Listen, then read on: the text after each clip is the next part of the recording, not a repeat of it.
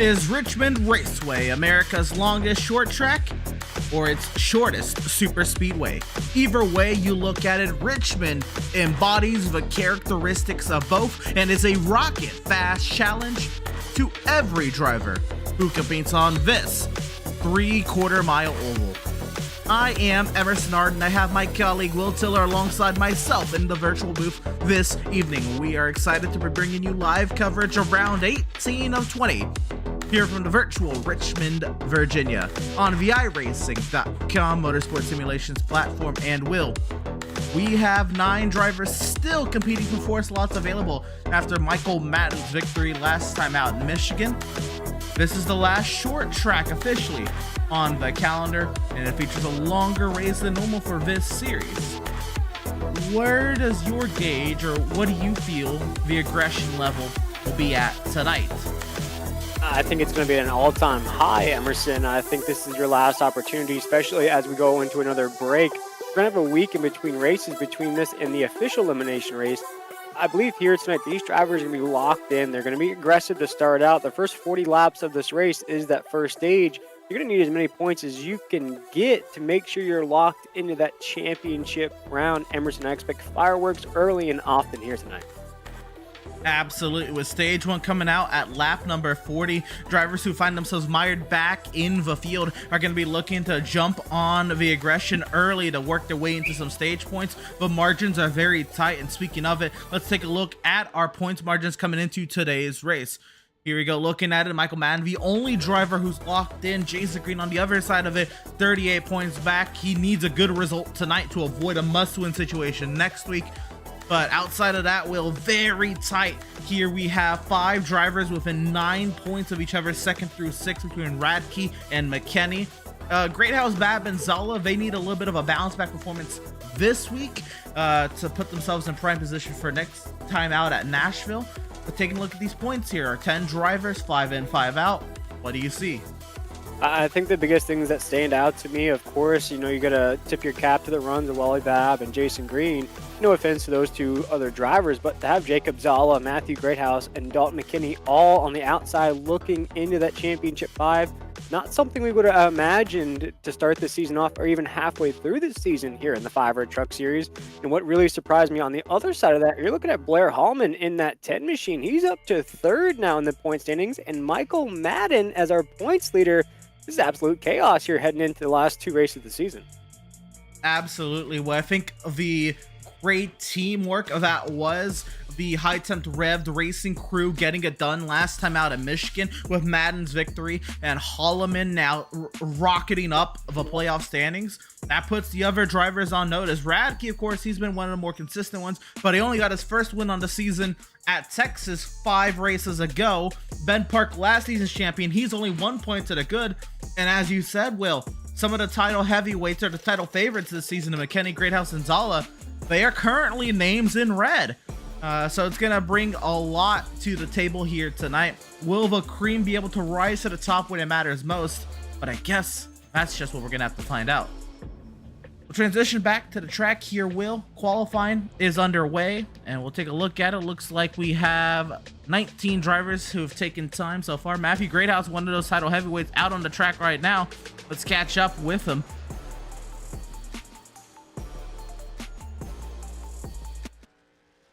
Greathouse working his way down the back straight away, trying to see where he can put that number 51 machine. Got to take advantage of a great starting spot here early.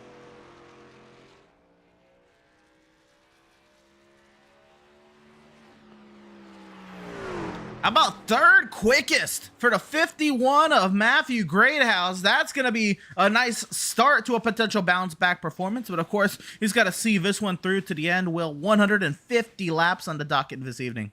And I talk about that checklist, Emerson, and I refer to that many weeks. It's a checklist you have to have. You have to have that good starting spot. You have to get that first stop, that first stage points out of the way. You also have that checklist of those green flag pit stops towards the end of the race.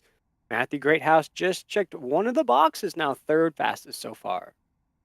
Absolutely. That's going to do him some wonders here.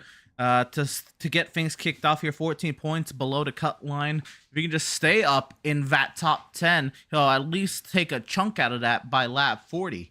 Zala, he puts himself up to 9th. He finds himself 17 points below the cut line. Again, he needs some stage points. He can sit inside the top 10. I'll take a couple of chunks out of that. McKinney only 1 point back. Great starting spot there in fourth. Looking to try to flip that around. The driver who McKinney is on the opposite side of the cut line to, Ben Park, he's down in 12th. That is going to be nearly Sunday to learn time. With only 1 point to the good coming into the race right now, Ben Park will quickly find himself on the other foot, having to work himself into the top 10 by lap 40.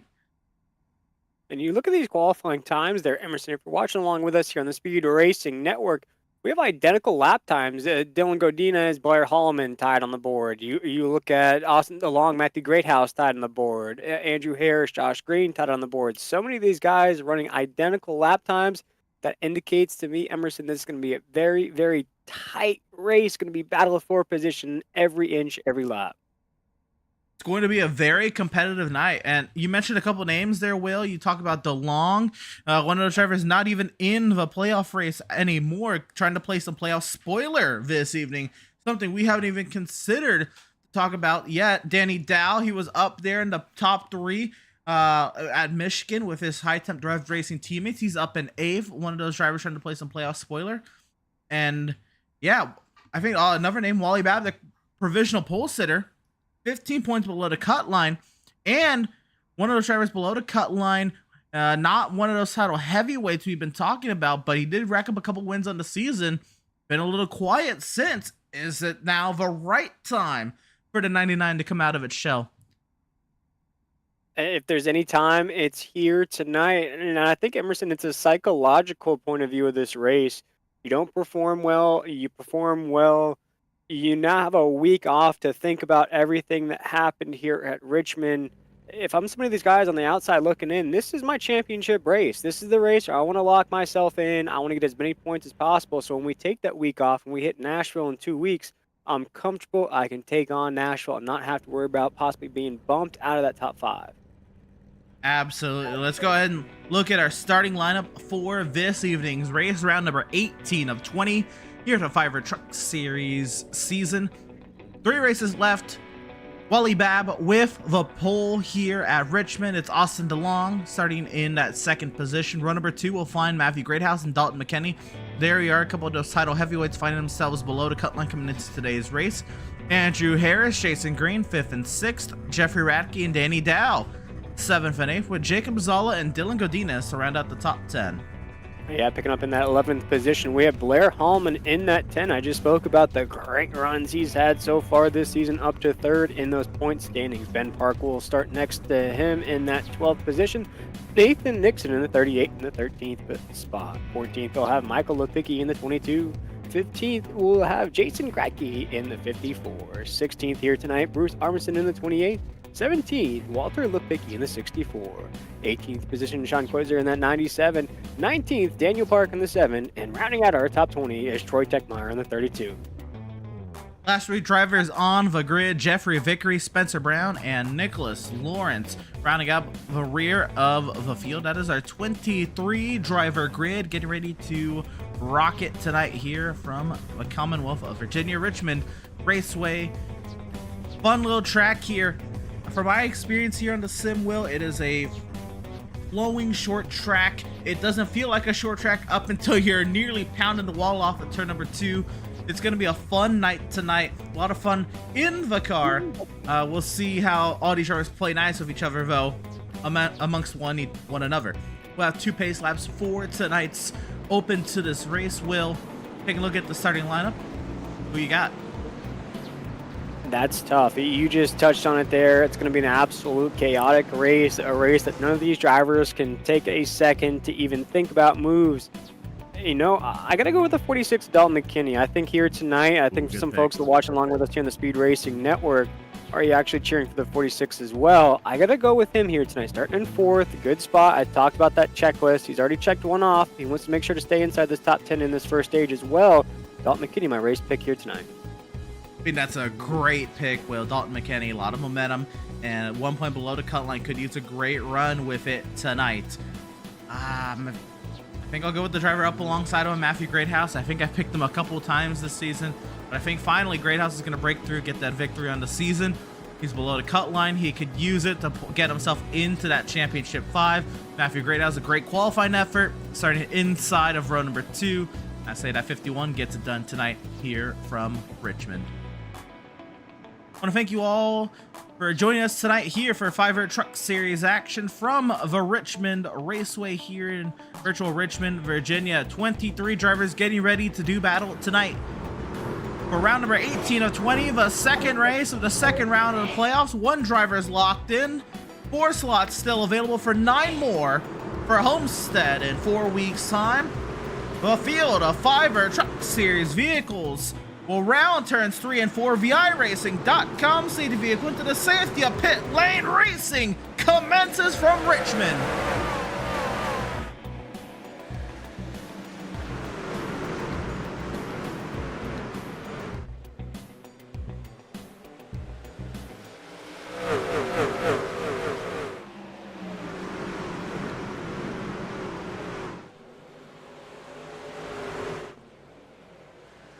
One lap removed from the initial start of this race. Wally Babb leads. Greathouse, DeLong, Green, and Harris, the top 5. Greathouse already made easy work of Austin DeLong to go up to second. Green now looking to the inside of Austin DeLong in his battle for third down the back straightaway. DeLong, how aggressive will he fight it? He will let the 55 on through, and Jeffrey Radke emerges up inside the top 5. Yeah, as the Austin DeLong slides out of 4, already loose here. 3 laps in, he settled in 4th.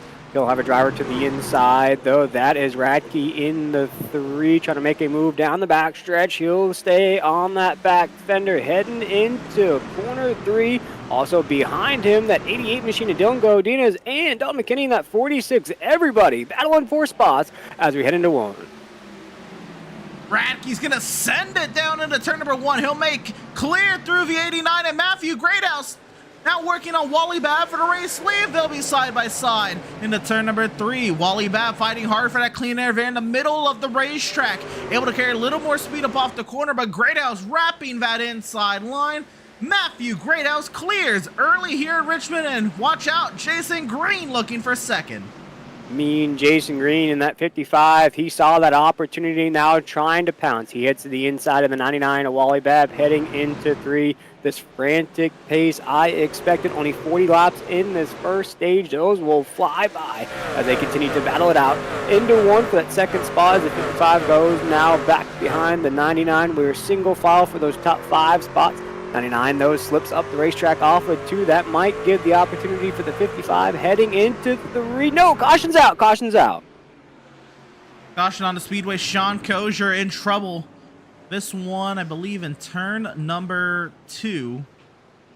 And we will see what brings out the first caution of the evening into the replay provided by Select Blinds. And here's Sean Kozier in the 97 machine. Like he's running with the 52 of Spencer Brown. Little contact.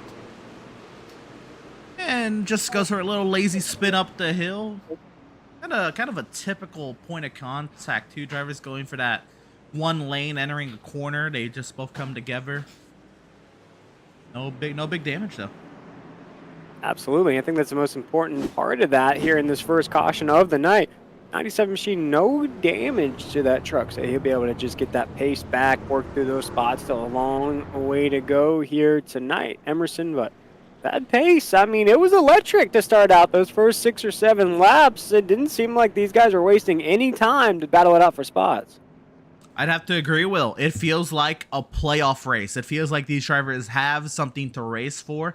If this was just a normal regular season race, I don't think the aggression is this high this early into the event. Only 8 laps in, already our first caution. But really up here in the top 10, things have been really steadily working forward. Dalton McKinney, the driver, losing out on the most. I thought you made a great pick there. At least, early on, McKinney maybe looking to take it easy, but this is one track you don't want to find yourself mired back in traffic. Things can get really bottled up here on these restarts. Down in 7th position, I still have faith in Dalton McKinney, but very intriguing start for him to already find himself back here in 7th. Not sure how the flow of the race is going to go, where tire conservation may or may not be a factor tonight, but I believe maybe McKinney opting for that early. I think Emerson too, with 40 laps in this first stage, you can essentially cut this race into segments. You know, you could look at it as that 40 marker.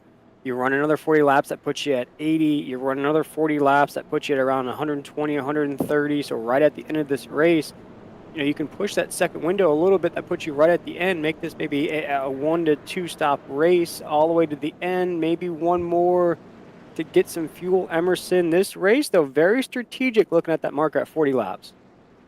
Absolutely. And tonight, more than anything, the typical deal with short tracks, fuel doesn't tend to be the concern. It is tires. And boy, this track can't eat up those tires, especially if you push early here, which a lot of these drivers are pushing early. So it could come back to bite them. And that may be what a driver like Dalton McKinney is riding on.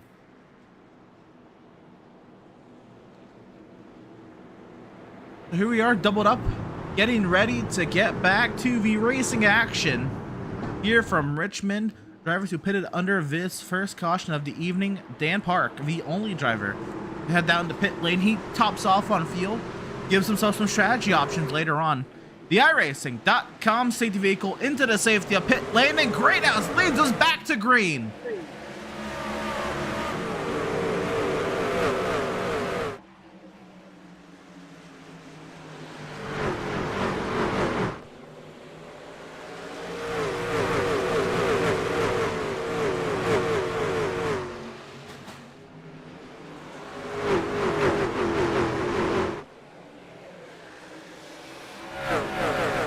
Greathouse, Bab, Green, Radke, Godinez, the top 5. Zala up to 6th. He's heading a hornet's nest. Right behind him, DeLong and Harris and McKinney all under a blanket here to head down into turn number 3. DeLong now trying to shoot up the inside of Andrew Harris. 7th position, getting rowdy. It absolutely is, as DeLong looks to the inside, trying to push Harris up the racetrack. Heading into the corner. Oh, they barely almost touched there as they're still side by side. We'll jump back up here to the leader as Matthew Greathouse now leading the way in that 51 down the backstretch into 3. Yeah, Greathouse loving this early clean air, early Sunday drive he's got going on here. Godinez and Radke, they go at it for 4th. Radke, I believe, maybe a little loose. Godinez gets to the outside of the 3 machine and looking to try to maybe get the roundhouse going. The 87 of Andrew Harris pounds the wall behind in turn number 2, trying to keep it straight. On board with Godinez, working his middle lane. If I was a driver in this race, Emerson, I'd try to stay on the low side of the racetrack. I don't want to be on the high side. Speed could be up there, don't get me wrong. But you take that risk of coming off the corner and banging off of that wall. You see it right there. You come so close off of 2, also coming off of 4 to that outside wall. You want to try to stay as low as possible, but ride that momentum into that middle lane off the corner. But is that some of the risk you have to take if you're one of those drivers below the cut line that needs a good points day? And looks like we have a sim issue going on here. Take a step aside real quick here. Quick message from Butt Kicker. Don't go anywhere.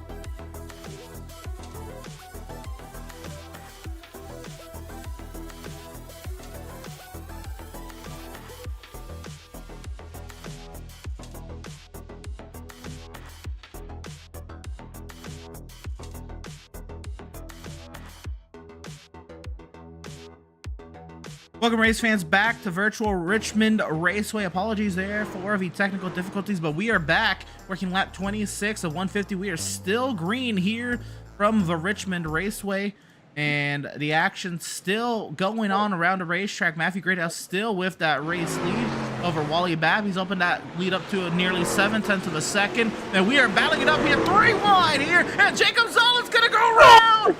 Andrew Harris sideways. We all save it 4 wide. Cars in the grass. Look at that, though, Emerson. We're all good. We got a little close to no. Oh, no. There we go. Oh, Blair Hallman nose first into the wall.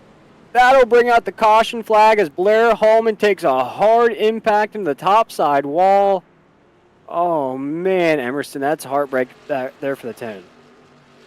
That was worst case scenario for Blair Holloman. Only 3 points above the cut line coming into today's race. And let's see what happened. We saw most of it live, but Holloman goes down to the grass, tries to go get a quick spot on McKinney. Has a shallow entry into the corner. Zolla not expecting him there, and Holloman pounds the outside wall, and nowhere for Nathan Nixon to go as well. I think he may have been avoiding what was happening in front of all that. Remember, he had trucks sideways, banging up against one another. I think the 10 machine tried to go to the low side of the racetrack to avoid all of that. And all of this chaos just ensued afterwards. You see this impact here, and it's just right in. Oh, man, that's just the hardest. The nose first into that safer barrier. And he's just going to get another little love tap there. Man, just a heartbreak. As you mentioned it, just a few points above that cut line, but was third in those point standings. Absolutely. Let's see here if we can get another go at it. It's maybe a little late here, but they were all jumbled up on top of one another. This happened oh so quick. And I think people will see the 10 heading to the apron there, Emerson, and be like, oh, why did he do that? And I think it was the case of avoiding this mess that was happening in 3 and 4. 100%, I agree. Here we go. We'll be able to see a lot of this now unfold. Oh, so there's a little bit more to the story into the corner. So Harris and Zolla get together a corner entry. We have to do a little bit more detective work on that. And then right behind it, you see the 10 go low to avoid all of those guys coming together. And I think in this case, Jacob Zolla was getting back onto the gas, and the 10 was coming from the low up to the high point. And that's just unfortunate. I think the 10 was an innocent bystander through all of this. We'll see here up above, Zolla. This will tell the whole story between Zolla and Harris. Looks like a little bit of a rivalry growing up here. Zolla gets the wall, comes down across the nose of the 87. They make more contact on the back straightaway. And then 3 wide out of 4. But then you're going to see the 10 come into the picture here. Going to go very, very low to avoid, and then come back up onto the racetrack. And I think it's going to be just a miscommunication as you see the 25 is going to come low. And that's for the 10. Just thought he was all right. He avoided the first incident, and then unfortunately becomes the incident after that. Very unfortunate. Yeah, I do think he also slid up a little bit there in the center of the corner. Working lap 31 of 150 here, Will. Stage coming up at lap number 40. And a couple drivers hitting the pit lane in Walt Lipicki, Austin DeLong, Troy Techmeyer, Dalton McKinney, Jeffrey Vickery, Dan Park, and Nathan Nixon. The iRacing.com safety vehicle finds its safety down in the pit lane. Racing will resume from Richmond.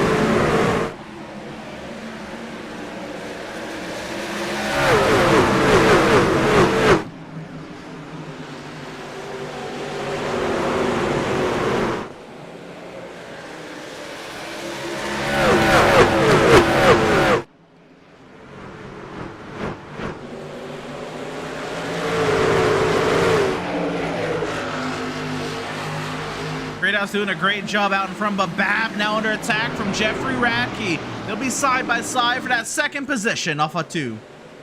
Coming off of 2, you see that battle. Wally Babb doing a fantastic job here tonight, holding down the high side of the racetrack. Jeffrey Radke looks to the inside in that 3. He's going to force the 99, just a little bit up off of 4 as they cross that start-finish line. That 3 still looking. Here comes Mean Josh Green in that 55. He'll look to the low side.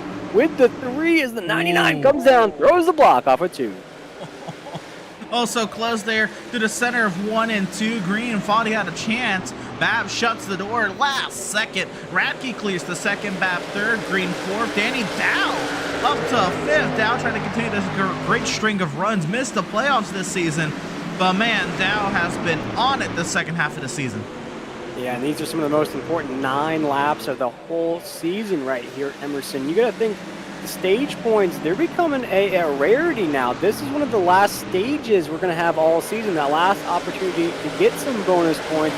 Right now, you can tell these drivers are scrapping out. Here comes Jacob Zala on that 25. You see that back bumper already caved in on that machine. Yeah, Zala got a lot of contact and more contact with Dalton McKinney. Zala's going to go around. Oh. No, he's going to spin McKinney. Oh, no. Truck's going around the 8 of Nicholas Lawrence, pounds the insole. We got to junk him up here on the back straightaway.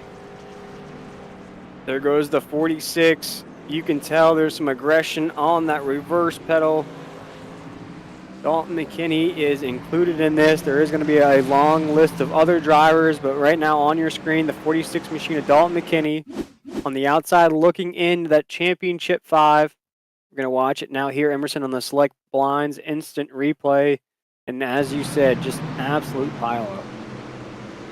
Contact there between McKinney and Zala. Zala saves it.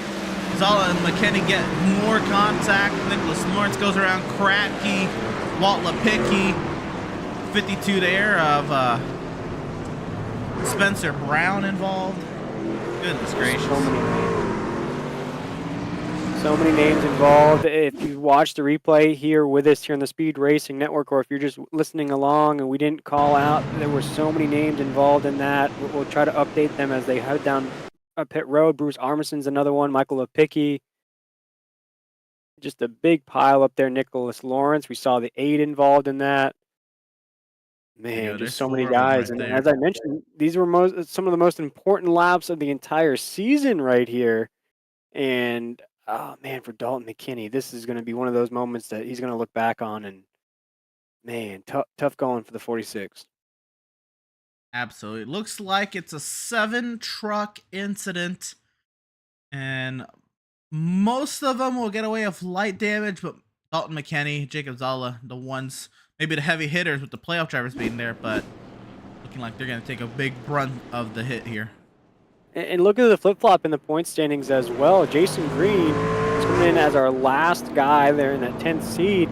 Finds himself there in 4th. Jacob Zala was in the 9th spot, just above him, 17 points out. Now Jacob Zala, we'll see if he can get back out on the racetrack and get some more laps. And it looks as though he is going to be 3 laps down. That might put him at the bottom of the table heading into the elimination race next week. Right, Will, and I think Zala's already left the session. Jacob Zala has called it a day. He is putting himself now, well, I guess by doing that, he is essentially a must-win situation next week at Nashville. Big news. That's huge for the 25 for a season that looks so promising all the way through the halfway point. You know, the 25 essentially faces elimination next week.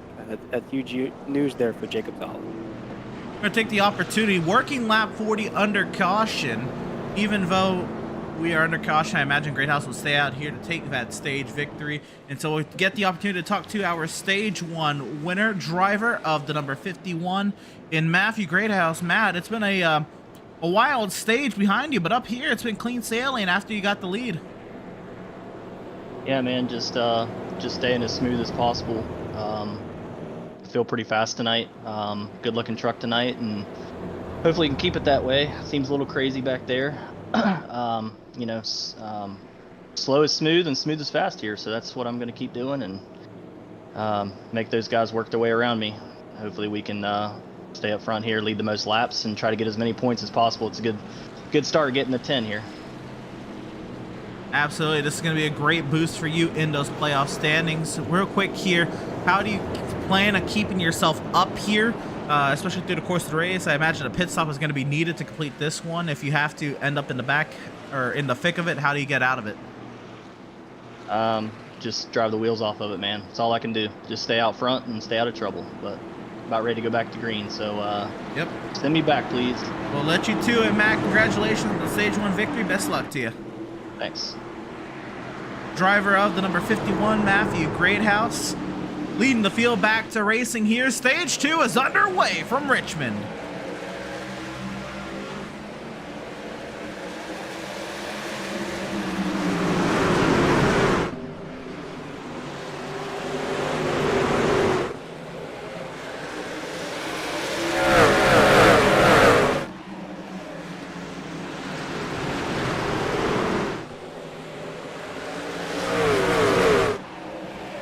Matthew Greathouse leads in it as a dogfight. 4 trucks under a blanket here for third. Green, Bab, Harris, down, contact. Harris makes contact with Green, down, bodies his way through.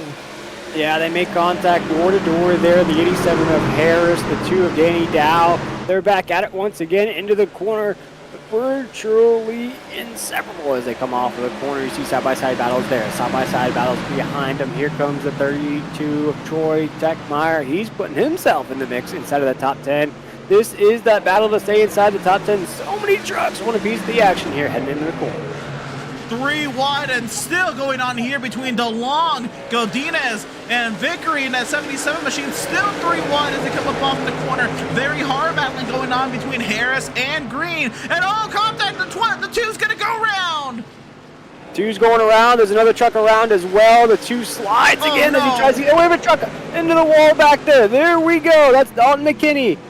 And there was another truck sliding before the 46. We'll have to check and see who that was down pit road here, Emerson. Man, that's now we're starting to get a couple cautions in succession here. Yeah, this is the playoff racing at a short track.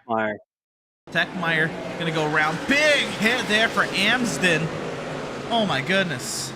We have to claw our way back a little bit more, but huge hits.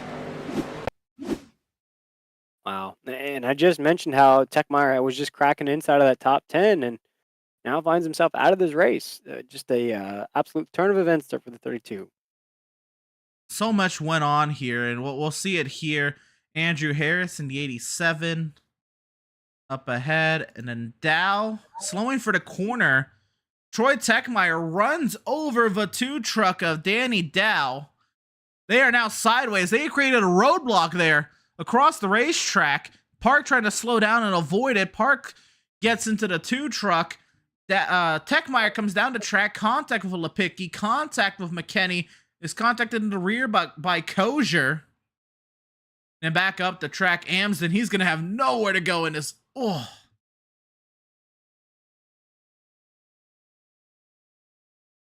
On the other end of that, Dow, he straightens out and they keep it going, but Techmeyer, McKinney, they do not.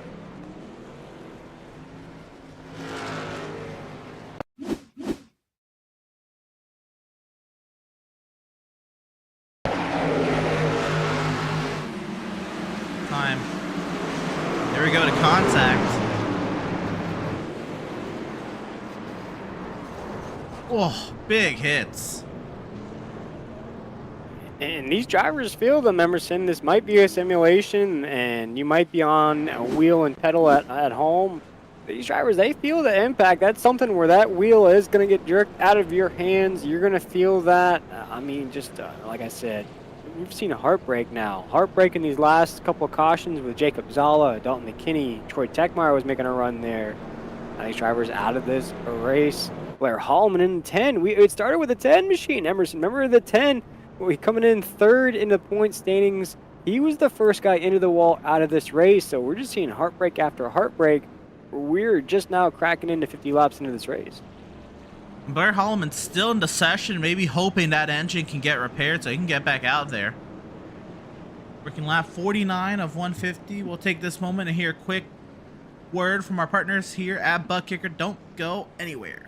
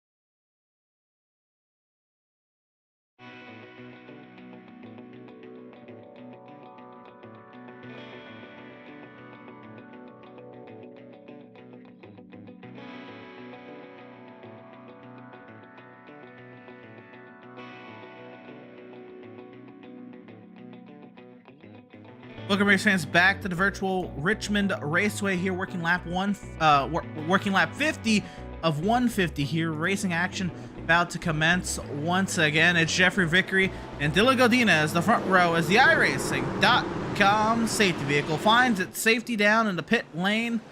Racing will resume here from Richmond.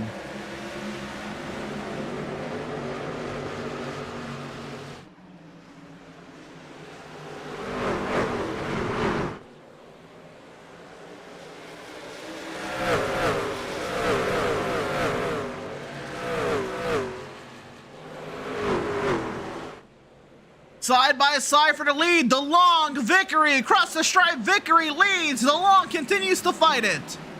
And folks are probably wondering what happened to Jeffrey Radke, Matthew Greathouse. We did have some trucks head down pit road. These guys elected to stay out. Jeffrey Vickery in that 77 machine, he's up 19 spots since the drop of the green flag. Dylan Godinez, Daniel Park, Michael Lepicki, Nathan Nixon, all these drivers decided to stay out here on that older equipment. Looking fast though here, Emerson, 53 laps in. And it's so hard to pass, as evident here in this battle for the race lead. DeLong and Vickery continue to stay side by side. Great battle here going on atop the scoring pylon. DeLong down low, Vickery with the run up high across the stripe. That time once again goes to Vickery. Oh, yeah, now we're seeing very, very fast lap times as well. We just saw a 22.35 out of Daniel Park. Also a 22 flat out of Austin DeLong. There he goes on the low side, 3 wide into the corner. Godinez shooting the middle. DeLong down low, Godinez up high, clears Vickery, still side by side between the two D&G Motorsports teammates. D&G going at it here at the top. The 89, the 88, Austin DeLong, Dylan Godinez side by side down the backstretch here into 3. Who will win this battle as they almost touch into the entry of 3 and 4 through the apex of 3 and 4 down the front stretch here through that Geico restart zone, folks. We still have 100 laps to go. They're racing it out like it's the last lap as we head into 1. Dylan Godinez clears to the lead, and folks, here comes Daniel Park in that 7 machine. Looking to get to the inside of the 89. DeLong shuts the door. Still going at it now, still side by side for the race lead. DeLong trying to file back behind his teammate. Now Vickery looking to try to make easy work of Dan Park. Dan Park, he's got teammate Michael Lepicki coming up right behind Vo in that 22 machine. Radke trying to storm through the field on the outside. Yeah, Jeffrey Radke just moved the 77 to the low side of the racetrack on the entry of 1. Radke now on the high side will get around the 77, moving 3 up to 4th. Now has his sights set on the 7 machine of Daniel Park there in that 3rd spot as Jeffrey Vickery now, Emerson, struggling to hold spots on the low side of the racetrack. Here comes Andrew Harris to the high side. They'll go by as the 77 losing spots into the corner. Yeah, that 77 is going backwards, and he's going backwards fast. He's going to have to find himself whatever is going to help those old tires, as you mentioned it. Very old tires for Jeffrey Vickery, pitted on lap 28, working out 30 laps old. I know a few of those laps were caution laps, but still, he's feeling the effects of them. Radke on some fresh tires, now 46 laps, or lap 46 when Radke bolted those 4 fresh ones on, and he's up to 3rd. Now Greathouse looking to follow suit past Daniel Park. Greathouse up to 4th. What a move out of the 51 to throw that tail in front of that 7 machine of Danny Park coming off the corner there. Comes Matthew Greathouse, Jeffrey Radke. They're back now in the picture heading into that top 3. 60 laps into this race. As you see, the 88 and 89, they'll go back side by side. And maybe a bit of strategy there out of the teammates, Emerson. That way they block both lanes. They don't allow anybody to get by. If you're on the low side of the racetrack, you have to get high to get by. Same thing if you're on the high side, you have to get low. This is very, very good teamwork out of these guys to block off those lines. I'd like to think that too, as Godinez fights now. Radke's getting by the 88 here, nearly clears by the 88. He's gotten to have to do a caution out on the speedway. Ben Park in trouble.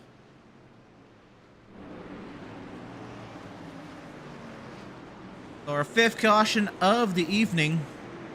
Ben Park was the name that flicked up on the scoring pylon. Let's see what happened.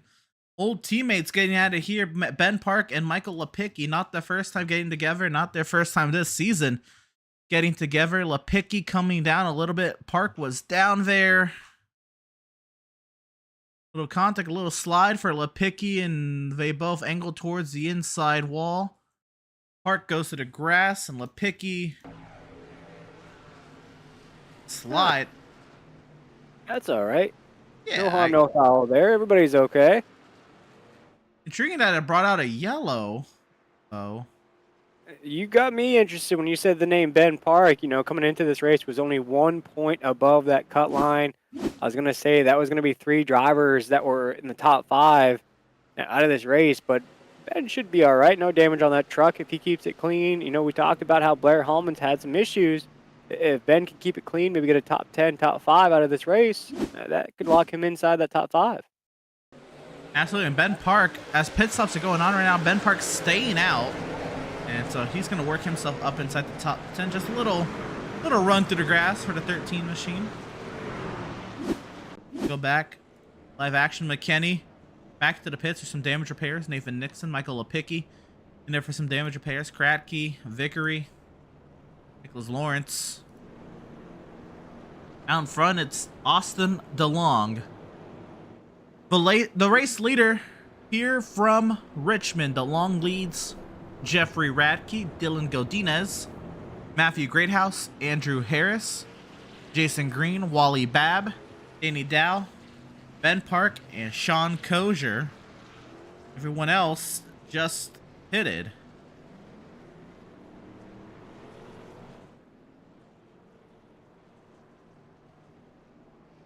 Here we are working our 5th caution here, lap 65. And while we are starting to get up there in the caution count, it doesn't feel like the race is being bogged down by the yellows yet. And for the most part, other than that last one, I'm not entirely sure where iRacing constituted the need for the full course caution for that last incident. But the incidents have all been playoff drivers, for the most part, on the aggression, trying to make or break their seasons. And you have to. You really have to, Emerson. You can't come into these last couple of races in a lax spot. Even drivers that are locked in, you can't relax in this series.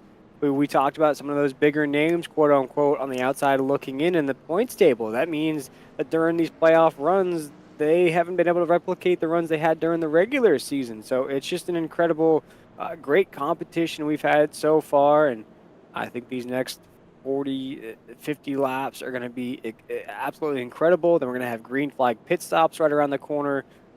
It's just going to, as you mentioned already, a few playoff drivers out of this race. Who else is going to be knocked out? Emerson. This is just a great race here tonight on the Speed Racing Network.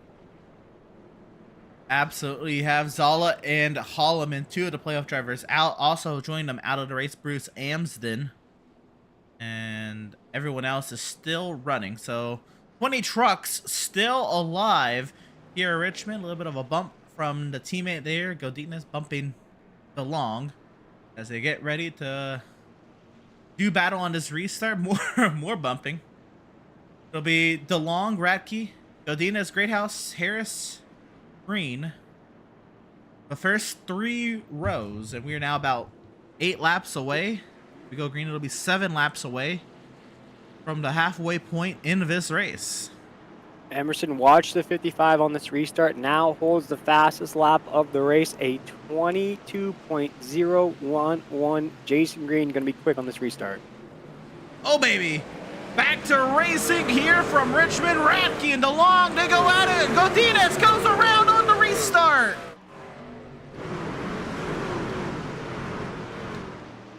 Out in front, Radke made easy work then of DeLong, and the DNG Motorsports duo spin the tires on that inside lane. Those tires did not get cleaned off. No, absolutely not here as we're racing it out. Begin you this other segment of the race as Jeffrey Radke has been scrapping and fighting all night long to get to the top spot. He now leads the way. We'll jump back here, though. Look at all these Hornets nest of drivers, including the 7 of Daniel Park. He's under fire there from the 13 of Ben Park as they're going at it for positions here at Richmond. Emerson, things are getting crazy here. 70 laps in. Everyone's all on top of one another here in the thick of the field. Nixon looking like a rocket in that middle lane, shooting past some of the slower traffic on the high side. McKinney trying to follow suit. John Kozier there in that 10th position. All this going on just outside the top 10. The top 10, they are all nose to tail single file. John Kozier now, that barrier trying to block the charging from behind. McKinney, here he comes. There he is, cleared up to 12th. Single file. We haven't seen that at all here tonight. Emerson drivers now feeling each other out. Maybe just calming down. Maybe somebody came across the radio and said, hey guys, it's lap 70. Still a long way to go here in this race. But for guys like Dalton McKinney, you got to find any way to keep that truck on the racetrack. Even if you got to throw some duct tape on it, get the hammers out, whatever you got to do, the 46 has to finish this race here tonight. Absolutely. Remember, came into today's race only 1 point out. Of course, that has certainly changed with the chaos of tonight. And McKinney making a great move here as he gets by Nixon. He gets to the inside of Kozier. Dalton McKinney trying to clear past his 97 to work himself up inside the top 10, and he's clear. Hey, who knows what could happen with all the strange things that we've been seeing here at Richmond. The 46 machine might even sneak into victory lane. A top 5 would be even sweeter with all the troubles he's had here tonight. As you mentioned, now inside of the top 10. Our leader, though, Jeffrey Radke, starting to separate a little bit of distance between him and that second place truck. Matthew Greathouse, that 51, though. He's under fire from Jason Green. I talked about him on this restart. He is looking quick, right on the back bumper. Matthew Greathouse here across the start finish line. We'll ride on board with Jason Green, as Will alluded to, running some steamer laps out there. Trying to work now on the 51 of Matthew Greathouse. Two of these drivers going at it then for the second position. This time by, the stripe will be halfway here from Richmond. And Radke enjoying the clean air. Greathouse trying to follow in the tire tracks and not stray too far behind. Green also has Andrew Harris hot in pursuit right behind as well. We get a 3-truck battle for second. And what's very interesting to me as we keep an eye out on our leaders, which other drivers here inside of the top 10?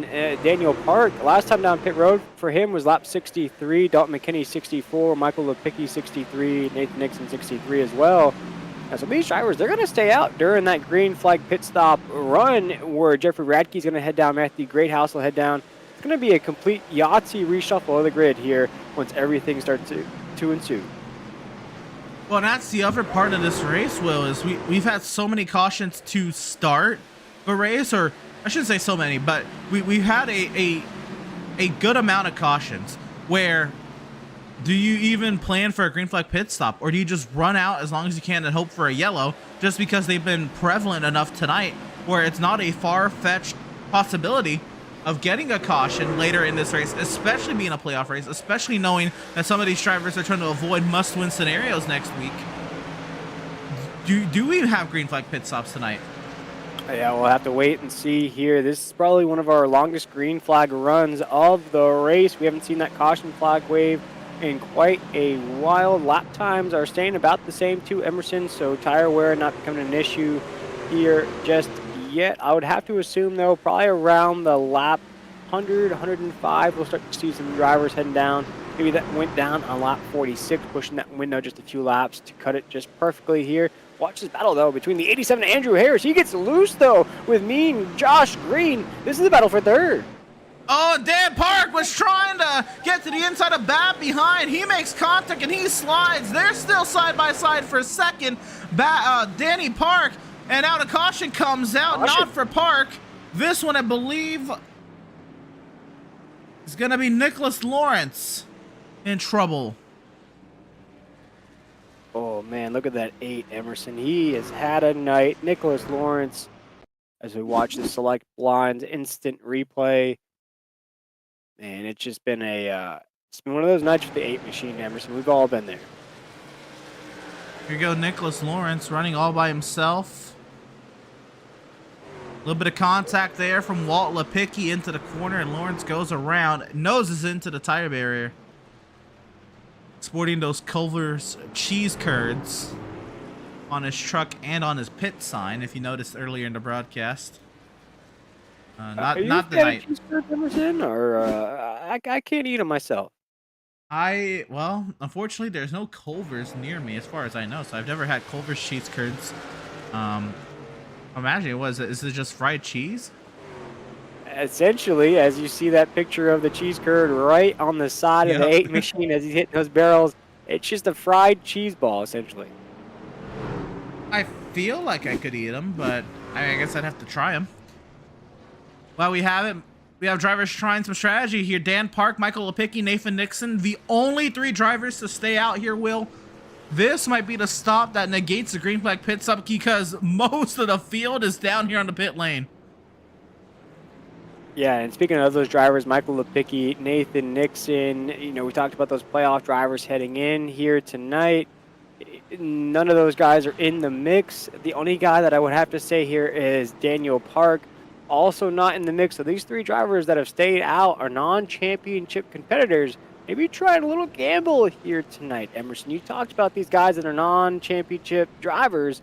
They have that worry-free, that no worries, that Hakuna Matata when it comes to this race. They're just racing for checkered flags. All those calculators, all those points go out the window for these guys. And for the likes of Nathan Nixon, that 38, these last couple weeks, he's been racing pretty strong. Absolutely, Will. You look at it for Daniel Park. This is his best statistical season ever in SRN. He's having some of his best career finishes, looking to try to continue that streak. Michael Lepicki, he made the playoffs for his 2nd time here, and he's been here since the inception of the league. So a great season for Michael Lepicki. And Nathan Nixon running a part-time schedule, but you're right, having some great runs as of late. 3 drivers who have had good seasons to their standards. Here late in the season, Will, trying to give themselves an opportunity here late to get some track position, and who knows how this one could turn. What I do know is Dalton McKinney won the race off pit road, and so Dalton McKinney, Will, is the first driver on fresh tires. He's going to be a man on a mission here in this restart. 85 laps into the Speed Racing Network Fiverr Truck Series here live on YouTube and Facebook. Emerson, this has been an absolute blast. Only a few races remain here this season. We talked about we're going to take a week off after tonight. Then it's another elimination race. Can't wait to get this thing rocking and rolling once again as the pace car will take us around one more time. Emerson, what do you expect here on this restart? Do you think we'll get to a lap 100 before that yellow flag waves again? Oh, this is a hard one, right? Because this is a stop, or this is the caution where a lot of the field pitted, Will. So I think a lot of the field feels that was their last major pit stop. If you pit again, it's probably for damage, or if it's late in the race and you need like a set of tires late.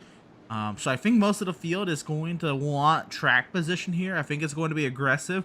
I think there could be a little bit of contact here. I don't know if we get to 100, but one of these cautions here soon, with the way this field is reset, could be the first domino to fall of maybe a long little caution spread to the rest of the night. As the iRacing.com safety vehicle heads to safety of pit lane, Daniel Park leads the field to the green.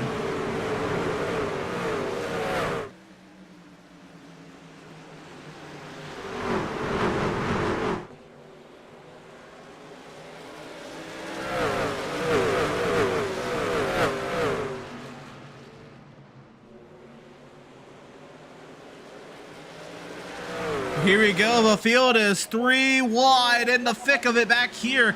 Jason Green in the heart of this hornet's nest, led by Jeffrey Radke, Nathan Nixon, Jason Green, Dalton McKinney, all in this as well. McKinney looks like he has a little bit of a slow fire-off speed because, again, he loses spots on fresh tires. This is not where I would want to be, Emerson, in this race. An absolute treacherous part of the racetrack. We could ride on board with Matthew Greathouse in that 51 machine to see his point of view, or even the 99 of Wally Babb. Look at him back there, Emerson. He is just absolutely entangled in this mess of trucks. You see this shot right here. You have no time to even think about a move. You have to pick a lane. You have to stay there. Even coming off the corner, you might even feel a little contact. You have to keep it rolling, especially when you're in this pack of 4 or 5 trucks. Look at this shot heading into one. Caution flag out on the speedway. That was crazy. A little bit more crazy for the 88 of Dylan Godinez. Some trouble here for our 7th stoppage in action this evening. Get the replay and see what happened to the 88 machine. Battling it out with the 77 of Jeffrey Vickery. This into turn 3. This was right behind Wally Babb. Trying to close up on Andrew Harris. And just loose out of turn 4. Oh, contact there by Kratke. In Emerson, you know, I'm wondering up here in the booth, what's going wrong with the 88 machine and the 89? Both these guys were racing for the lead. They're at the top side of the grid. They're actually racing each other for the lead. And now we see the 88 have issues here. The 89's now down to 12th in this race. So things just kind of unraveled in a hurry for these two guys. Yeah, life caught up to them pretty quick. Strategy definitely had a hand in that, but that one's going to be a tough one to swallow. Remember that the restart really was what caught them out. Both of them in trouble. Godinez spun on the restart, and DeLong spun the tires on the restart. Both of them dropped down the running order. And so both of them wish they could get that one back, because they would more than likely be in a much better position. Now, as we work our 7th caution, our 7th stoppage in action, we're going to take a step aside and hear a quick message from our partners at Butt Kicker as we work lap 92 of 150 here from Richmond.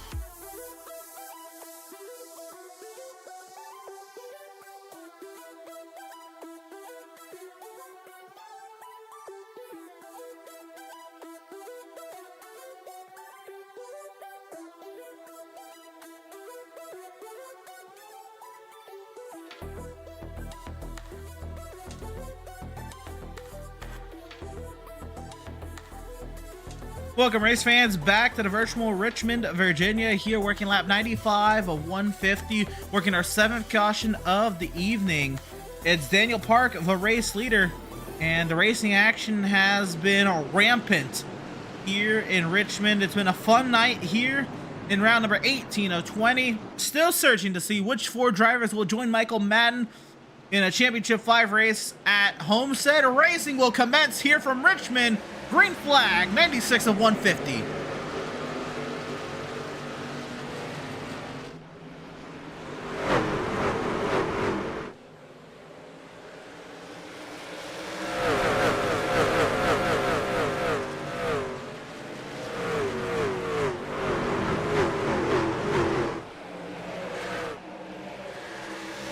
Jeffrey Radke piling on the pressure on Daniel Park. They'll be side by side for the race lead as they head down to turn number 1. Side by side for the race. Oh, Redkey gets it loose. Here comes Mean Jason Green to the inside of Park on that 7. Forces the 7 up the racetrack as we head off of 4 down the front stretch now. Jeffrey Radke has been scrapping it out for that race lead. He's holding it down. We'll jump back here inside of that top 5. Battles all over the racetrack. Emerson is the 87 machine of Andrew Harris under fire from Wally Babb in the 99. This is a battle for 8th on the racetrack. Hornets nest there. Babb and Harris, they nearly got together out of turn 4 last time by. Here comes Ben Park trying to roar his way forward. Danny Dow trying to work on Danny Park here in that battle for 4th. Park now under attack, holding that middle lane. Michael Lepicki trying to work past Ben Park. They already made contact tonight once. They get back with it here in this battle for 6th. Look at this action. Emerson as Danny Dow going to get shoved to the low side of the racetrack. Keeps it though as the 2 stays up there with the 7. This action is ramping up as we approach. Oh my goodness! Contact again. The 87 makes contact with the 7. Emerson is route for 2. Oh no! Into the wall goes the 87. Nose first. The 7. The 87 collect each other down the backstretch. Heavy damage to the 87 of Andrew Harris. Man, that's another championship driver now with heavy damage in this race. 50 laps to go. And the writing was on the wall for that one for a minute. Andrew Harris had a major dive bomb into turn 1, Will. And he's going to pay for it on the exit of turn 2. He gets together with Dan Park up off the corner. And we'll get an overhead shot to see what really happened. But there they go, come together. They're up against the outside wall. But for Andrew Harris, I mean, he sent it in there. See it here. Go up above. And Andrew Harris there, that dark blue truck on the right side. Look at him get this great run. And Dan Park, he's gonna dive it down to the inside, makes contact with Dan Park. But here up off the corner, this is where they get together. I think he was expecting Dan to be a little higher on the racetrack, but that's where they come together off of 2. And for me, Emerson, watching this 87, I don't mind the aggressive move, the dive bomb if you went into the corner. But I think if you're going to pull off this move, you've got to stay patient and follow through. To use a golf reference, if you will, you have to follow through with the move. And I believe the 87 may have rushed this move just a little bit and got just a little bit too aggressive. You know, here, this is okay. You know, you can dive bomb here. You can make a move to the inside if you have a run. I just think here, if you would have stayed just a little bit more patient, saw this move out just a little bit more, I think maybe just rush this exit of the corner just a little bit, and that's what causes the contact. I think that was excellent analysis, Will. I think that's exactly what happened, or you know, what he could have done to avoid this contact here on the exit. 100%. Harris, he kind of just saw the right now kind of advantage by making that move. Right. He didn't see the potential consequences on the exit. And he had it. He had the move. He had the position. He just had to flow through the inside, and unfortunately now gonna have heavy damage. I'm not quite sure where he's at. It has him at 6th. I didn't lose too much out of that. Yeah, he should be okay. I think the real damage is gonna be to the tires. That was unfortunately a bad slide on the tires. He should be okay. The good thing, Will, we're at a short track. Aerodynamics are not that important.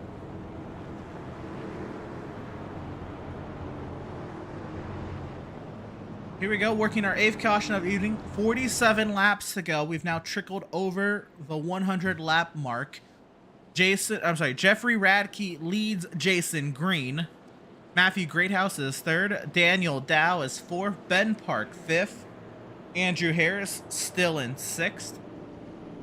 Then it is Austin DeLong and Wally Babb 7th and 8th. Dalton McKinney 9th. Jeffrey Vickery, the top 10. Drivers pitting under this caution: Daniel Park, Michael Lepicki, Spencer Brown, Dylan Godinez. Want to say, Will, someone's made a return to the track. It is the 10, Blair Holloman. He's now out there. He is 63 laps down. Actually, Yeah, 64 laps down for the 10 of Blair Holloman. But he picked up a lap, or he picked up the spot on Jacob Zala. Next is Bruce Ams, and Blair Holloman trying to maybe get 21st, maybe more. He stays alive long enough here. So here we go. The field is doubled up. Racing action about to resume here from Richmond. The iRacing.com safety vehicle in the pit lane. And racing once again from Richmond.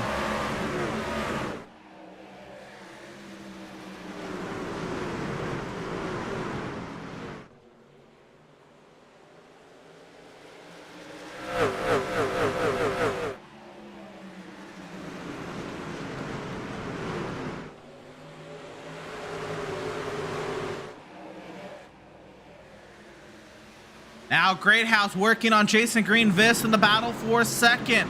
Side by side in the turns 1 and 2 off of 2.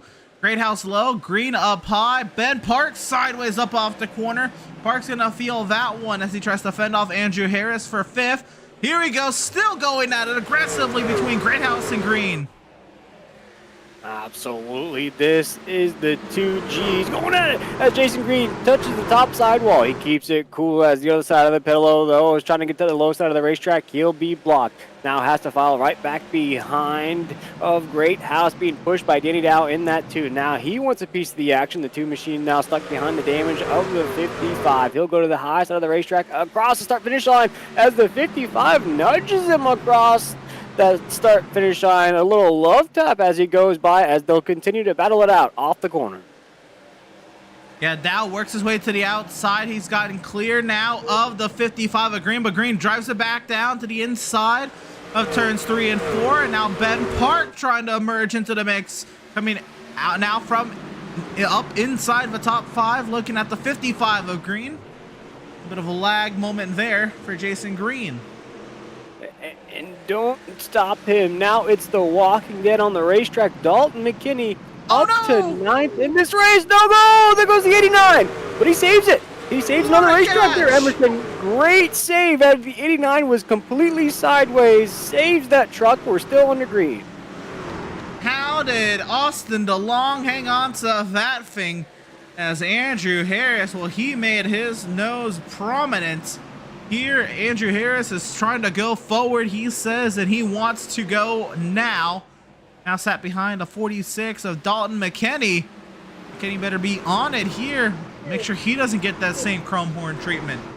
Yeah, that 87 machine, he is steaming in that cockpit. A man on a mission, 39 laps to go. I wouldn't be surprised if we see that 87 inside of the top 5 before this race is over, but we are single file now. This is the calm before the storm. 38 laps to go here at Richmond in the Speed Racing Network Fiverr Truck Series. We talked about it. We will have a week off after this race, so this is the moment in time where you want to get those points. You want to be comfortable when we go to the Music City next week, Emerson, as we're down the front stretch into 1. Battle's going on here. Harris and Vickery now working on Harris, going backwards. Vickery trying to make the most of the 87 here. They go at it for the 8th position. Vickery wrapping that inside. Vickery clears by the 87 of Andrew Harris. Harris pounds the wall. Yeah, he is not happy that 87. He's going to do whatever he can to keep this spot. Now the 54 Kratky, who we haven't called out at all here tonight. Emerson now sneaking inside of that top 10, trying to get around the 87 as well. Remember, the 87 does have damage on that truck. Did get aggressive on the gas pedal to get some positions back, but it will hold him down here in this late run, as the 54 just gave him a little nudge into the corner, as the 87 and 54 now will battle it out for that 10th spot. Yeah, I think you're right, Will. That damage is affecting him. That's probably the number one reason Harris is going backwards right now. That slide to the tires and you know, that front end not working the way it's supposed to. Kratky, now he's giving Andrew Harris a little bit of the Andrew Harris treatment. A little bit of the chrome horn. Now he's going to send it down to the inside, forcing his way up to the inside of the 87. Jason Kratky says, hello, I'm moving on to 9th. Yeah, he has to. He has to race him like that. There was a little bit of a tap there. Let the 54 go by, as the 87 there is going to try to fight for this last spot. as he's going to be under fire from the 22 of Michael Lipicki. There goes the 22 to the inside. Going to put the 87 outside of the top 10. The 87, though, going to keep that nose. Oh, no! He spins Lipicki on the front stretch. Michael Lipicki completely spun on the front stretch. Wow, caution flag is out.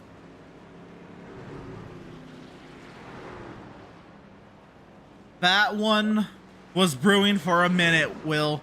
Andrew Harris continually... the frustration in that 87 truck continued to build lap after lap. And unfortunately, Michael Lipicki was just a victim there. Harris trying to find a way past Kratky, couldn't. Then Lipicki took advantage of it. He got down to the inside. And what Andrew Harris did was all he did was try to file in behind Lipicki and then try to get a crossover and corner exit. But he wasn't going to lift to get that done. He was going to throttle up there. Lipicki taking a shallow line into the corner. Clears by Harris. Harris right here. He tries to get in line and, well, he'll just follow him up off the corner. Full gas pedal engaged here off of turn 4, and Lipicki's going to go around.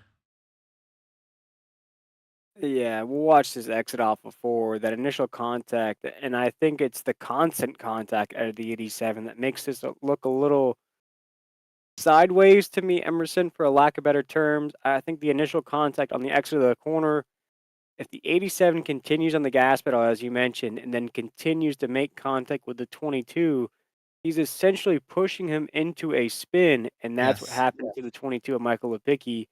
And for the 87, we talked about the aggression. We talked about how mad he is. I just don't see being that aggressive with a driver. Both those guys not really racing for championships here. It's just one of those tough moves there on the exit of the corner. Yeah, Harris more or less, he's frustrated with himself and not really mad at Michael Lipicki at all. Just Lipicki was there to take the frustration out on. I mean, that's unfortunate. I mean, Andrew Harris, he's had those moments before, Will. The race before Darlington, he got a penalty, actually, for aggressive driving. I believe it was... we go to Motegi this season? Not exactly sure, but it was the race before Darlington. And at Darlington, Andrew Harris had to start at the back of the field. No, it was Milwaukee. Over aggressive driving. It was their first race. Andrew Harris... got into the back of a few too many people. The admins caught on. He got a penalty. Now at Darlington, what he did was he had one of his cleanest races ever. He bounced back and he won. I don't know if that's the thing Andrew Harris is going for here. Maybe try to do that again at Nashville, but we'll see here. This is not the first time with Andrew Harris. Yeah, and I mean, and I could see it. You come into these playoff races, you're only 3 points above that cut line to be in that championship 5. But if I was somebody in that 87 team, I come across the radio, I tell them to just simmer down a little woo-saw action there, a little anger management. If you can get a top 10, even a top 15, you go into Nashville next week, you're still into that top championship 5. Something here, though, Emerson, a little over-aggressive, a little bit too much aggression, puts you on the wall, puts you out of this race, and then a promising night then just turns absolutely disastrous for the 87. So just keep it cool, keep it calm here in the next 29 laps, pack it up, go to Nashville next week, make sure you're one of those championship 5 at Homestead. Absolutely. 2 things you want to avoid here, Will. Point penalties and enemies. And I don't know about the points penalty because I'm not an admin, but I think he might have just made an enemy. That one's gonna be extremely hard if Lipicki sees it through. But we'll see here what we can see through. Everyone hit the pit lane under this caution except for the top 2. Jason Kratky and Jeffrey Vickery are our front row, and everyone else has 4 fresh tires. Jason Green has 2 tires. Everyone else has 4. This is gonna be fun. And so the iRacing.com safety vehicle finds its safety down in the pit lane. Racing will resume here from Richmond. 27 laps to settle it.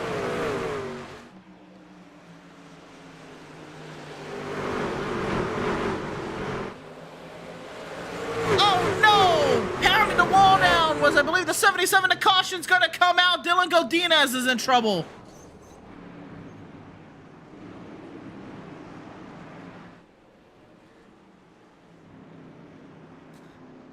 This one, I think we're going to chalk it up to cautions breeding cautions. The whole field jumbled up on the restart. We saw a vehicle hit the wall. The corner exit here. Godinez, unfortunately, at the back of the pack, in trouble here. At a turn 2. He just goes around.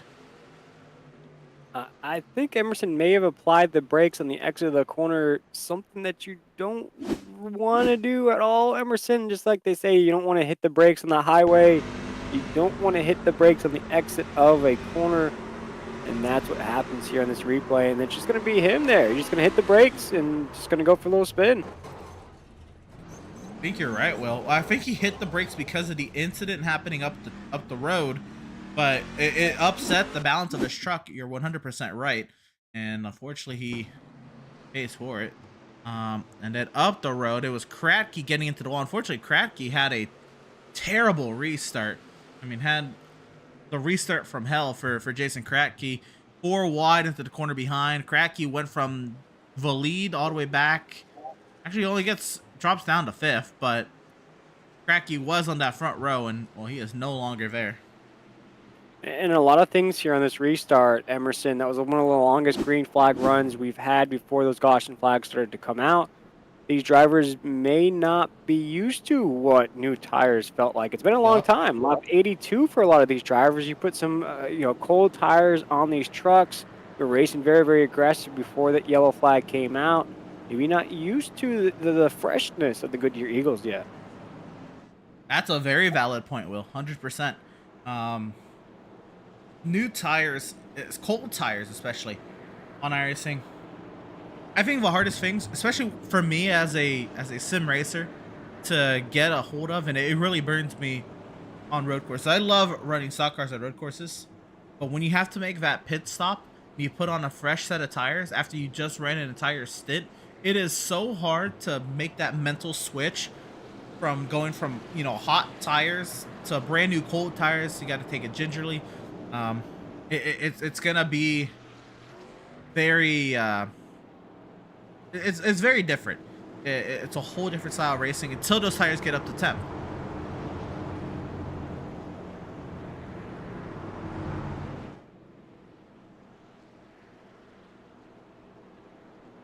Here we go. 23 laps to go here from Richmond. Jason Green leads. Danny Dow, Jeffrey Radke, Ben Park, Jason Kratky.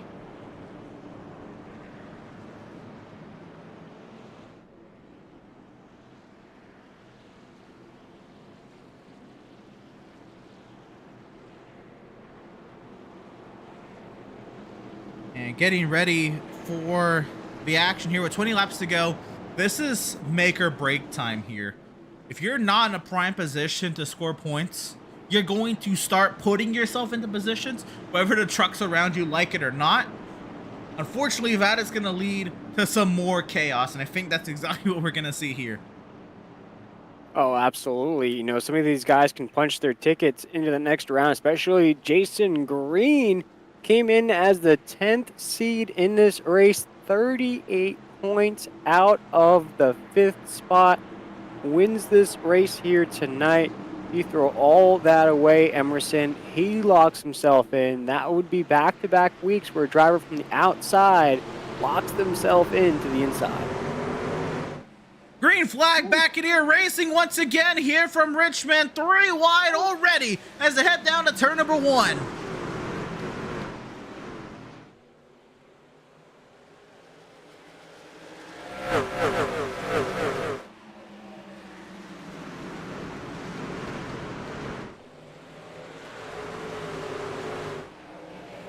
Jason Green leads, 20 laps to go here from Richmond. He's got Radke, Danny Dow, Ben Park, and Dalton McKinney in high pursuit.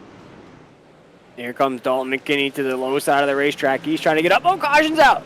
The 11th caution of the night comes out as the 38 machine of Nathan Nixon will be involved. Looks like the 10 machine of Blair Hallman as well. As now we are into double-digit caution flags here at Richmond as we check out the Select Blinds instant replay. A little bit of trouble here for Nathan Nixon getting into the corner. Oh, Andrew Harris contacted from the rear. Nixon spins out trying to avoid it all. Oh. And unfortunately, Nixon takes the worst of it. And Emerson, I make that sound effect because that might have been a little a rivalry on the racetrack there. If you look at who this was, that's 89. the 89 and the 87. We saw what happened just a few laps ago. And this might be a little payback, live payback on the racetrack.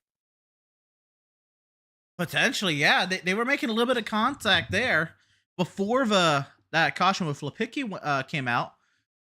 The other thing with that is if you watch, and we'll take an onboard with DeLong here, so you can kind of see what I'm talking about here. Andrew Harris comes up last second and basically brake checks him. Now, he doesn't intentionally brake check him, but if you ride on board with DeLong, you're going to see that DeLong's going to have almost no other choice here. We'll ride on board with him, and you'll see what I'm talking about here. Harris is down there, and then last second, just closes the door, parks it right in front of him, and then starts braking for the corner.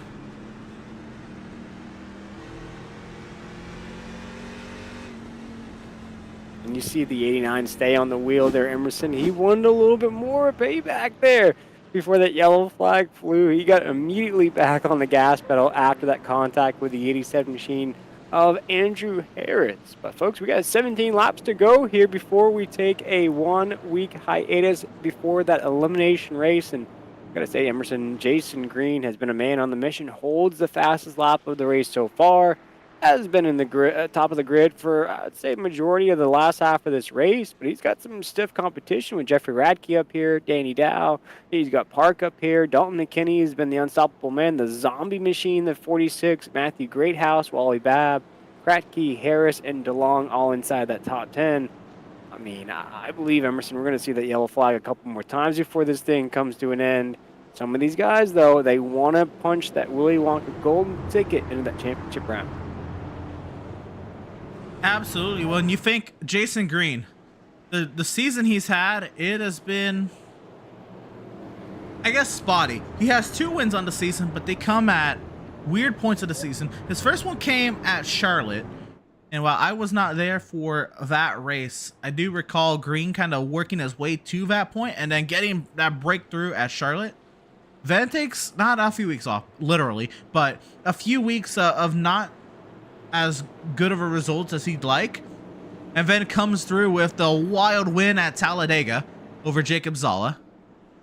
And now here he is, you know, with 3 races left in the season. When it matters most, he's leading here at Richmond. You know, if he were to get it done tonight, 3 points on this season, kind of the beginning, the middle, and the end, all you know, just maybe right time for the 55. One right before the playoffs, one in the thick of the early season to get to the playoffs, and here in the playoffs could be huge momentum and could mean wonders for Homestead. We'll see here. 15 laps to go for the restart. Jason Green, Jeffrey Radke, Danny Dow, Ben Park, Dalton McKinney, Matthew Greathouse, Wally Babb, Jason Kratke, Andrew Harris, and Austin DeLong. And so the iRacing.com safety vehicle into the safety of pit lane. 14 laps to go on the restart. Racing once again from Richmond.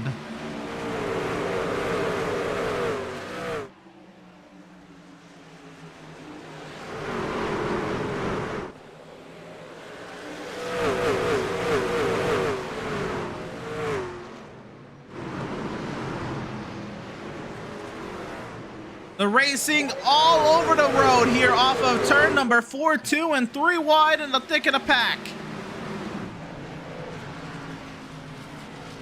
Absolutely in the thick of it here tonight. Emerson, as we come off the corner, battle for third rages on. Any doubt to the low side of the racetrack.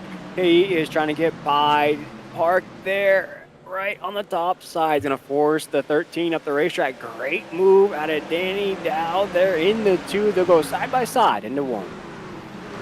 Side by side into 1. Last time into 1, Ben Park took that inside lane wheel. He hit the apron, forced himself up the track, and Jeffrey Radke behind. He got a little bit of moment. He gets into the wall. We're still side by side for third between Danny Dow and Ben Park. McKinney, Greathouse, Bab. Oh, Dow sideways. He keeps it together, though. He's still moving into one. Here comes Dalton McKinney to the high side of the racetrack. He's going to try to take the spot from Danny Dow as Danny Dow heads up the racetrack, try to throw the block on the 46. They'll stay side by side down the backstretch here. Dalton McKinney, as I have monikered him, the zombie man in this race. He's been involved in a few cautions. You see the racing stripes on the side of that 46. Trying to get a top 5 here tonight as he did the inside of the 2 into 1. 10 laps to go from Richmond. Greathouse trying to work to the outside there. Wally Babb. Dow trying to fend off the McKinney there on the high side. McKinney wants to send it down here into turns 3 and 4. They're still side by side in this battle for 4th. 10 laps to go here tonight at Richmond. Now make it 9. Jason Greed leads the way. Jeffrey Radke wants a shot at the leader. We're checking out battles inside of the top 5 as Wally Babb, Matthew Greathouse right there. You also see the 89 Austin DeLong. These guys on the outside of the top 5 looking in as Matthew Greathouse bookends that spot. Now Danny Dow forced up the racetrack from Dalton McKinney as McKinney's up to 4th into 1. We now have 8 laps to go. It's getting a little physical. It's now or never for some of these playoff drivers. They're feeling McKinney using the fenders of his race truck, moves Dow up the track. Greathouse takes advantage of it. Out in front, Jason Green and Jeffrey Radke, nose to tail. Yeah, Jeffrey Radke with a huge momentum swing right now. He is on a run on the back bumper of the 55.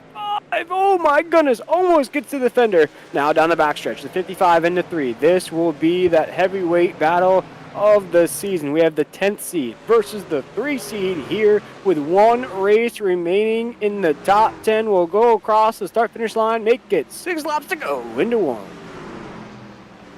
Once again, we'll remember it's a win and you are into Homestead before a week off for Thanksgiving. And you're back to it. Oh, what a win would do here at this point of the season. Of course, it would not only solidify a top 5 finish and a good payout, but it would do wonders for some momentum right at the end of this season. Now with 5 laps to go, Green starts to leg it out a little bit on Radke, but Radke seals that entry right back up.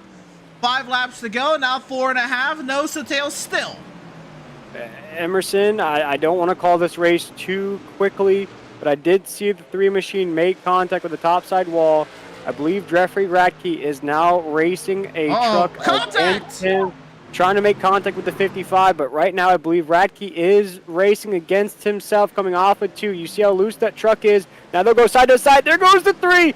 Oh my goodness, he pulls out. That's going to be the move there, Emerson. That is the door shutting. Jason Green now has to keep it together. 4 laps to go. Make it 3. Go up those 3s. Rest in peace to Dale Earnhardt because Jason Green could go from 10th to 1st here tonight. Lock himself in. Just a few more corners to go. Jason Green a little slow on the corner exit. I don't know if it's over just yet. Radke continuing to close that gap. 0.3 of a second, 0.2 of a quarter second, 2 laps to go here from Richmond. 2 laps to go. Who will get that championship spot? It has come down to 2 drivers here tonight on the Speed Racing Network. Jason Green, the 10th seed. Jeffrey Radke, the 3 seed. You talk about the season Jeffrey Radke has had this year. He wants to lock himself in. Jason Green barely made it in, folks. He barely made it into the top 10. Now we'll come across the start-finish line. He'll get the white flag into 1. Can he get it done? As now we're side by side for the lead into 1. A send for Jeffrey Radke. Contact. Radke's gonna clear to the race lead on the last lap pass. Contact from lap trucks up ahead. Radke, Green going out of... And coming out of turn number 4, Jeffrey Radke is going to win and go to Homestead. Wow, what a move out of the 3.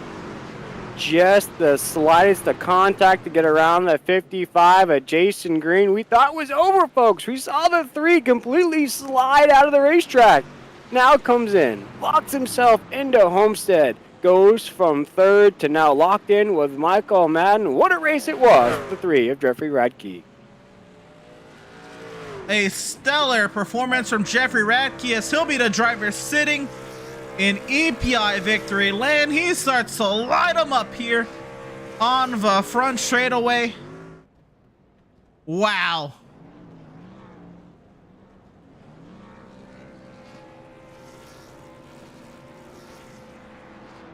A last lap pass here at Richmond when it mattered most.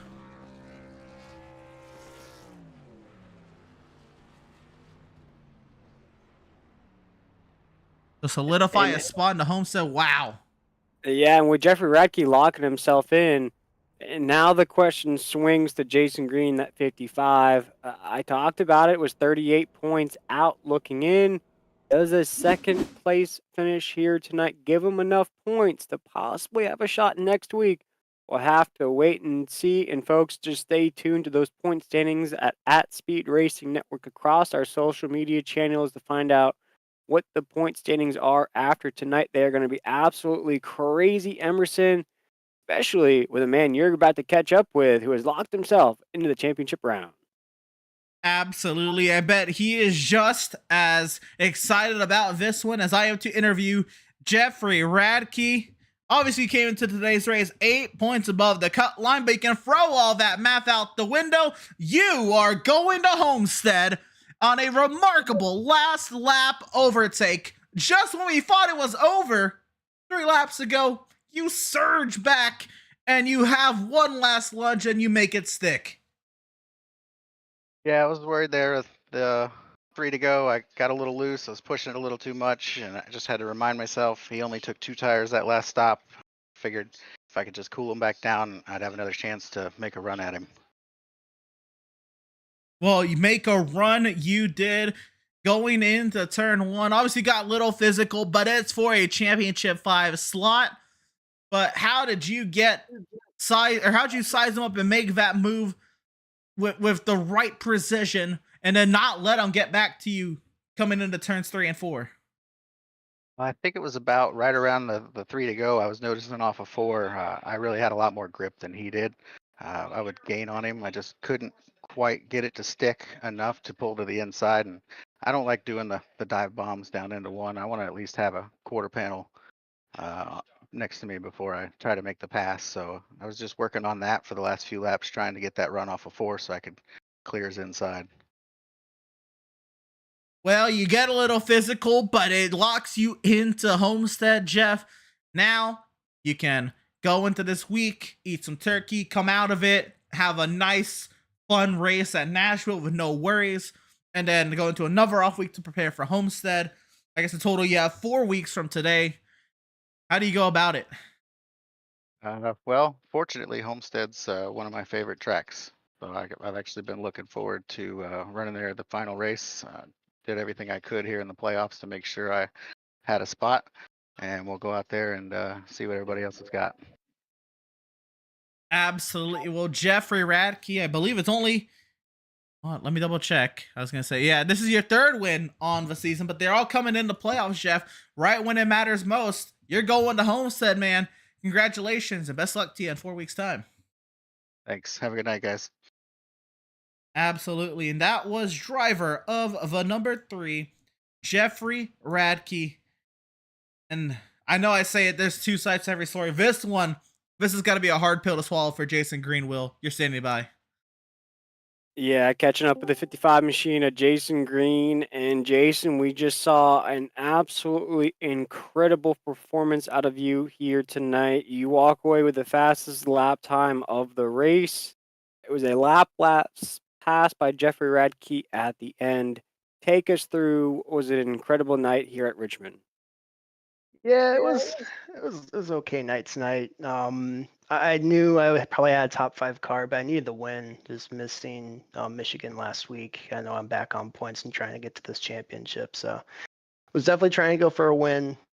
Pulled a trick out of my sleeve there with 40 to go. Tried to get 2 tires instead of 4 because I knew that I wasn't going to beat Jeff or Matthew or Daniel, any of those other guys, just straight up. So try to get ahead, get some track position. Paid off there. The cautions helped.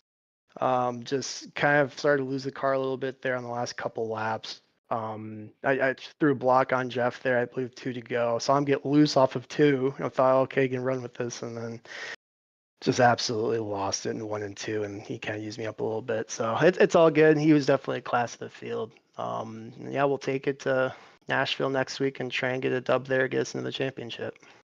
Yeah, one of those where you had him until that very, very last corner. And Jason, you just spoke about some of those caution flags, and it's going to be an absolute snow globe at the end of this race as far as points goes. You know, your performance here, second place. We had some guys that were locked in that didn't finish the race, guys that were going to be finishing multiple laps down.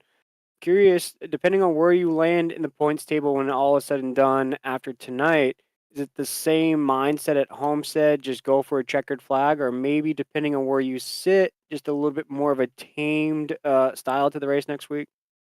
Yeah, no, next week, same mindset. Definitely going out, going to try and get the dub. I like racing with the guys up front. They're really clean.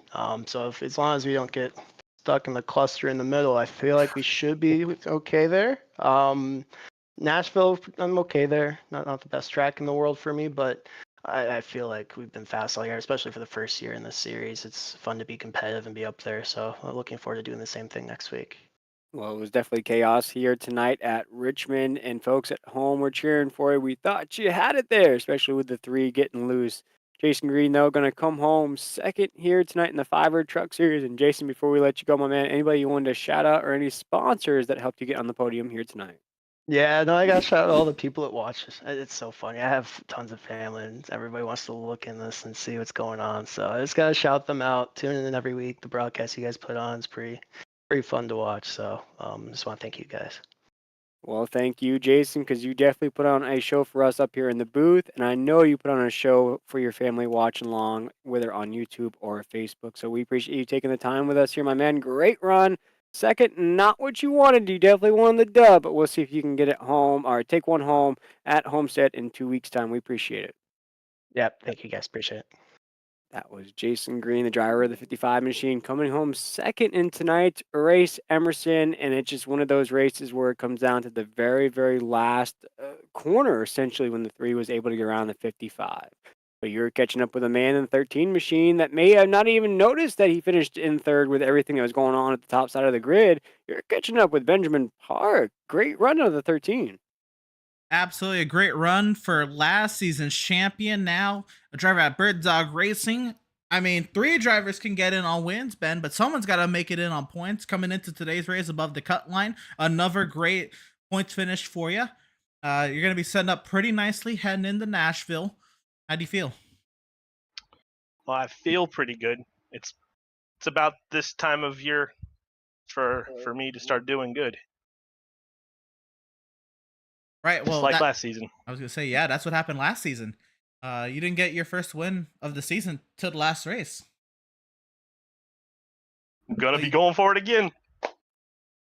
There you go. Continuing on with this momentum, it looks like it's an upward trajectory. Tonight's race, though, a little chaotic. You end up qualifying 12th. You find yourself in third through the hornet's nest of that midfield. How'd you find yourself up here in third at the end of it? How'd the strategy play out? Get you here up ahead of those, like the Dalton McKennies and Matthew Greathouses, who were up there all day.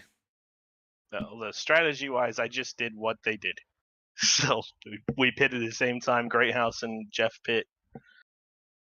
It worked out, and I just tried to avoid the messes best I could.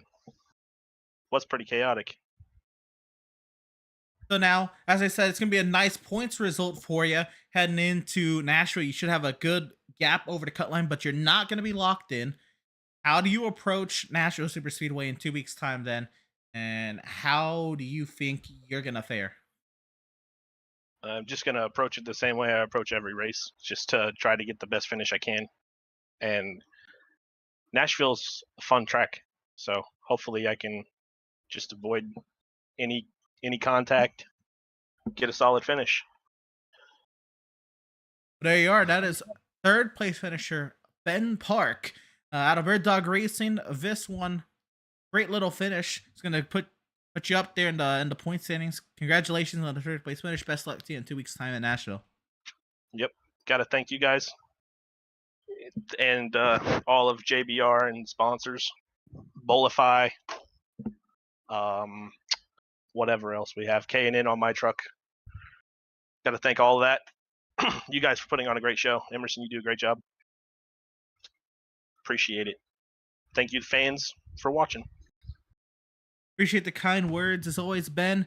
Yeah. Once again, congratulations. Best luck to you in 2 weeks' time in Nashville, man. Thank you. First driver of the number 13 out of Bird Dog Racing. And let's try to see if we can make some sort of sense out of the rest of this. Well, we're going to go through our race results, and here they are up on the screen. It's Jeffrey Radke with the race victory on the last lap pass on Jason Green. From then on, it is Ben Park with the third place finish, Dalton McKinney 4th, Matthew Greathouse in 5th, Danny Dallin 6th, Dylan Godinez 7th, Austin DeLong 8th, Wally Babin 9th, and Jeffrey Vickery to round out the top 10. Yeah, Jason Kratky there in 11th. Michael Lopicki, 12th in that 22, going to rebound there from that caution flag he was involved with, as well as Nathan Nixon in the 38. He'll finish in the 13th position. Sean Kaiser in that 97, 14th. Andrew Harris in the 87. We saw that aggressive driving, Emerson. He's able to get a top 15 through everything here tonight. Walter Lipicki will finish in the 16th. Spencer Brown, 17th. Daniel Park, 18th. Troy Techmeyer in that 32, 19th. Rounding out our top 20 is Nicholas Lawrence in the 8 machine. Wrapping up the rest of Heartbreakers row, Blair Holloman, first incident of the night, big hit. But he'll come back out here with a brand new engine. He'll finish 66 laps off the pace. Bruce Amsden and Jacob Zala taking early exit tonight, 106 and 115 laps off the pace. Well, we got a nice... well, I guess a wild race here at Richmond. I don't know about a nice, because it looked like there was a lot of not so nice driving out there. But that's the beauty of the playoff racing. Getting a look at it there. We'll probably take another look at that last lap, because there was a little bit of chaos going on up ahead of the leaders, which I think there's probably going to still be a few questions about. So actually, we'll take that moment now. Take a look at what was going on up ahead of the leaders. Andrew Harris and Spencer Brown. 2 lap trucks going at it. This was down in that 15th position. Brown going defensive, and then Harris gives him a little bump. This is going on right in front of the leaders. You see the move up at the top of your screen for the lead. Now Brown making contact with Harris down into turn 3. And then Spencer Brown bangs it off the wall. Not too sure what all that was about. Pretty chaotic there, especially for the 55 of Jason Green. I think saw that from afar, decided to let off just a little bit on the exit of that corner to make sure he wasn't collected. But one of the surprising things, when we talk about those finishing results, I'm looking at my stat sheet here. Dalton McKinney is going to finish above Matthew Greathouse in this race. Remember, Matthew Greathouse was our stage number 1 winner, held the fastest lap of the race all the way until lap 65. And Dalton McKinney was a guy who was involved in multiple cautions here tonight, is going to beat out our stage 1 winner. What a drive out of the 46 to get back to exactly where he started inside of the top 5. Absolutely. This is a lot right here. For a leader in Jeffrey Radke, you know, where you gotta have it, right? It's a must. Well, not a must win, but in that scenario in your head, you gotta get to the line first. You gotta lock yourself into Homestead. To see all that chaos going on ahead of you, that is, wow, it's a great job of compartmentalizing for Jeffrey Radke, and in his case, great job for him to get it done here, Will. But wild race here at Richmond. We saw great battles. I mean, 3 wide battles throughout most of the night. We had chaos, and we had a great finish, Will. How do you put a bow tie on all of it? I think with the bow tie with a week off now, Jeffrey Radke joins Michael Madden in that championship round. Again, we talked about it when we kicked off this broadcast. There were big names on the outside looking in. I believe that's going to essentially stay the same. We also had some guys that were locked in, knocked out early in this race. Blair Holloman's going to have some work to do when we come back in 2 weeks' time. I mean, this race provided everything we talked about to kick off this broadcast. It was chaotic. It was ferocious. It was heavy throughout. I mean, drop of the green flag. These guys were just battling for spots nonstop all the way into the last lap. We had lap trucks battling out in front of the leaders who were going for a win at the line. So just an incredible, great show here. And I'm actually almost bummed out that we have to take 2 weeks off now, Emerson. I agree, Will. This is going to be a hard one, you know, to swallow. You know, it is Thanksgiving. We'll be able to, you know, enjoy time with friends and family. But man, we're going to be coming back for a great one in a couple weeks time for Nashville. With that being said, that'll do it here from Richmond. Thank you all so much for tuning in and joining us for tonight's action. We hope you enjoyed tonight's broadcast. We got to give a shout out to most of our partners here at Speed Racing Network, Fiverr, Glitch, and Z-Girls, of course, for all of their hard work on each of the respective nights. Of course, tonight with the Fiverr Truck Series, huge shout out to Fiverr. Admin Box has been on your screen all evening long. Admin Box, of course, with our starting grid presentation as well. Make sure you use code AdminBox, code SRN-Box. That's BOXX for 10% off of your Admin Box purchases. Bet Kicker, of course, you heard from them multiple times tonight. Our commercial partner here at SRN. Huge shout out to them. We couldn't do it without them. EPI, of course, with our Victory Lane presentation with a celebration of Jeffrey Radke locking in the homestead, and Select Blinds of our Into the Replays this evening. If you're watching on YouTube, guys, make sure you hit that like button, hit that subscribe button, guys. We would greatly appreciate the likes and the subscriptions to help us reach our sub goal here at YouTube. If you're on YouTube, guys, you might see that join button. You might be wondering, well, join what? For $4.99 a month, you can join the Speed Racing Network Premium Membership Program to get access to loyalty badges, custom emojis, exclusive wallpapers and photos, early access to new content, member shoutouts, members only live chat, and priority reply to comments. Join today. Make sure you hit that big bright join button next to the subscribe button. As Will said, you're going to want to keep your eyes glued to our social media outlets for updates to the Fiverr Truck Series point standings.